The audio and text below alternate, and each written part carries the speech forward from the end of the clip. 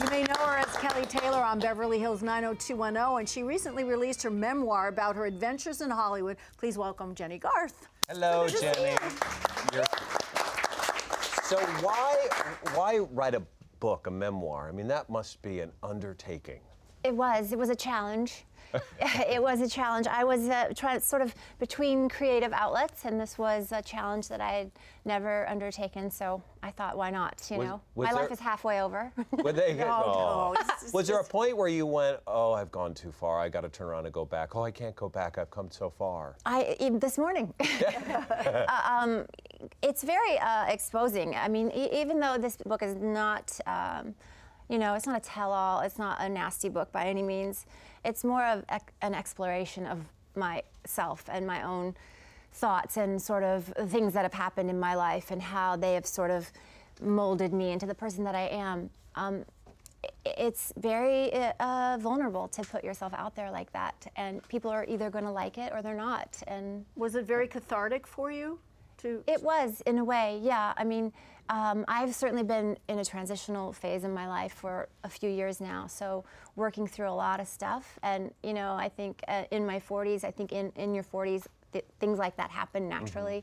But being able to share that with other people has been sort of, I don't know, rewarding in a way I can't really explain. What if there was something you would put your finger on that would maybe be like an example, if you will, that's in the book that you want? You know what? I think it's important. I share this, maybe not so much for the audience's interest, but for me to really say this is what I want to talk about, and I just want to share it. I think the part about, I talk about coping in the book. I talk about my track record of coping my whole life, starting with when my father got sick when I was a young girl, and coping with what that did to me and my family and the rest of my life, and coping with leaving my family behind and moving away from them, coping with becoming famous really quickly and not really knowing how to deal with all of that, and losing my childhood, and you know, all these things sort of happen, you know, like a snowball. Your life happens, and then you just learn how to deal with it, and not until you really take a look at it and like examine it or sort of, you know, break it down do you say, look at how I've been really dealing with all these things, and look at the patterns that I've been, you know, I see that I'm having in my life, and well, does that help you to break your patterns or to continue? Hopefully. Yeah. Hopefully. I mean, there are patterns that are working for me, and patterns that I love about myself, and then there are patterns that I want to leave behind or change a little. What'd you leave behind so far? Wow. Oh, what did I leave behind so far? You know, I think a little bit more before I talk, and I am not quite as I don't know. It is. I'm in an ongoing process, and I think that admitting that and being in that is the most important thing. So you look at yourself as still a work in progress? Oh, yeah. Yeah. Well, you said something that I thought was very interesting. You said, I've come to realize that in sharing ourselves, we become ourselves. Elaborate on that. I have never been much of a sharer my whole life. I am not one to go deep or talk, you know. Yeah. And now as a woman, I love to sit and talk to other women and share stories. And I think that in doing that, I've really found who I am. And you're not alone. And I'm not alone. Yeah. And neither are the women that are sharing their stories with me, and it feels so good. Yes. I can. You talked about your struggle with your dad, or going through that. What was that process like for you? Well, my dad first got sick when I was 13. He suffered a heart attack when he was 37. Wow. So that's something I've been dealing with my whole life, and it really changed our whole family forever.